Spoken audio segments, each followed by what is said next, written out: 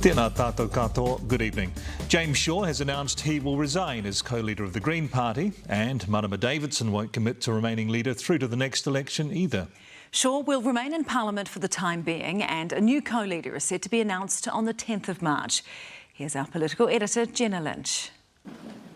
The relief of letting go painted all over James Shaw's face. The time is now for a new co-leader. After 9 years at the helm of the Green Party, Shaw says, job done. I guess I'm standing down because I feel that my time here and my work here is complete. A stabilising force through some of the Green Party's more tumultuous times, including the fall of his first co-leader, Matiria Tudei. I had to tell a lie. He fought the 2017 election campaign on his own. This has been the fight of our lives. A fight to, against all odds, lead his party into government for the first time, achieving world-first legislation enshrining climate targets in law through the Zero Carbon Act. I'm really pleased to see the Zero Carbon Act survive its first real acid test in the recent change of government. Getting it across the line was a battle. He couldn't name his toughest climate fight.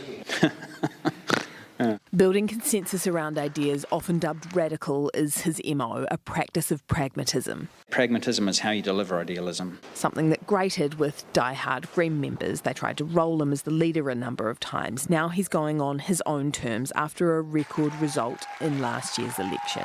What I committed to was taking the Greens into government and then safely out the other side. Over to the Green membership to fill the pragmatist's shoes. When we let our members make decisions, they tend to make very sensible, well-considered decisions. They also tried to roll you a couple of times. Was that a sensible decision? Yeah, I'm not going to get into any specific moments, but, you know, we've all had our ups and downs. Under the Green Party rules, at least one co-leader must be Māori and at least one co-leader must be female. With both criteria filled by Marama Davidson, it's anyone's game. The standout candidate, Auckland Central MP Chloe Swarbrick. Will you be putting forward your support for Chloe Swarbrick?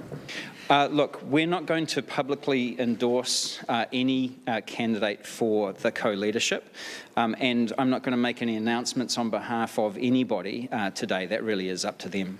But Davidson today refusing to commit to remain in her role through to the next election. Can you commit to standing as the co-leader at the next election?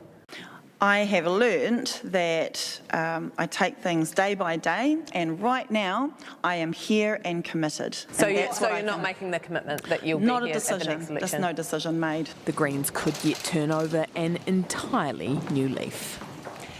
Well, kia ora, Jenna. So as you mentioned there, Chloe Swarbrick, obviously a household name. Are there any other real contenders?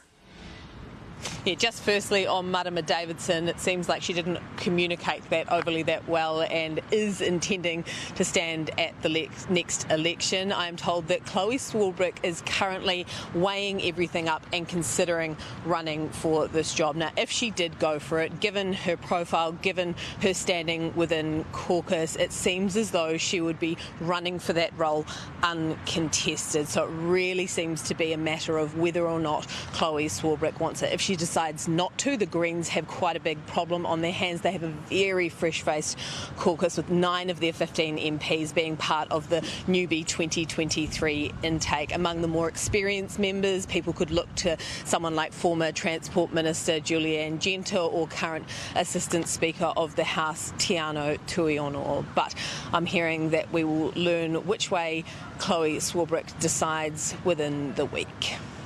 Tēnā koe. Thanks, Jenna.